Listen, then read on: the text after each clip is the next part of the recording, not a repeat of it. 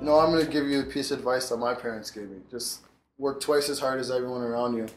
If you don't feel like you're working hard enough, then you're not.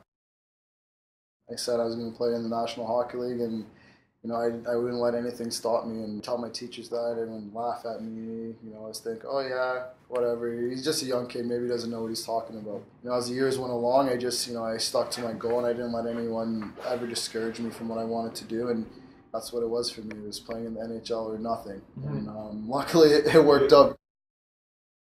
When I first started my career, I was in shock. You know, I had just made the NHL. I was 20 years old, and you know, I was playing in Los Angeles, and everything was kind of a big whirlwind. And I had to keep my head on straight.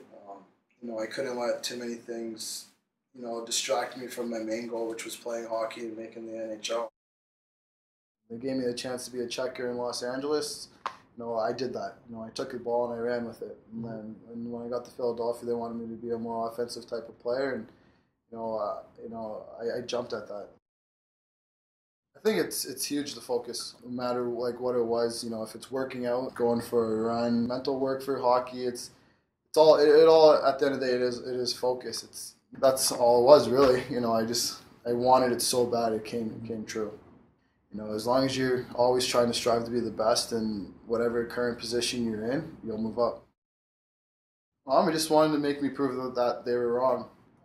And that fueled me my whole life. You know, I've always been told, you know, when I was younger, I wasn't tall enough. And then when I finally got tall, I was too skinny. And if someone tells you can't, whatever, you're not good at baking cookies. Mm-hmm. Well, then you're gonna, obviously, if you're a competitive person like I am, you're gonna want to go. You're gonna bake the cookies. You're gonna be like, "These are the best cookies you've ever had." Yeah, like you know what I mean. Absolutely. So like in that way, I was like, yeah. I can't shoot the puck hard. Next time I'll work harder. You know, I'll go shoot 100 pucks a day. I'll come back and I'll be shooting 100 miles an hour. What are you going to say to me now? Nothing.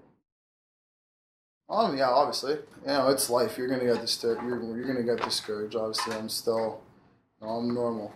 You know, you just kind of got to shovel those things out of your mind and just keep your mind focused on what you have in front of you.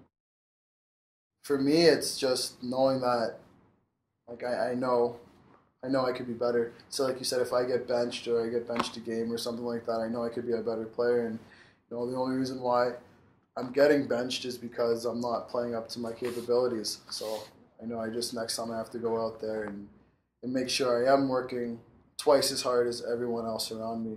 And you know what? I'll probably end up back in my coach's good books.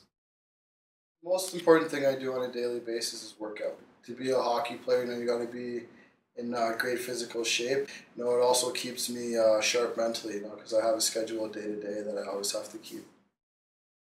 The most important thing I do on a weekly basis, I think, is eat healthy. You got to get the right nutrients into your body so that you can recover from your workouts and be able to go just as hard the next day. Probably playing ball hockey with my buddies. You know, it just gets me away from the daily grind of working out and stuff like that, and allows me to enjoy just my own time. You know, I think growing up, my main inspiration, I think, were probably my parents. You know, they always believed in me.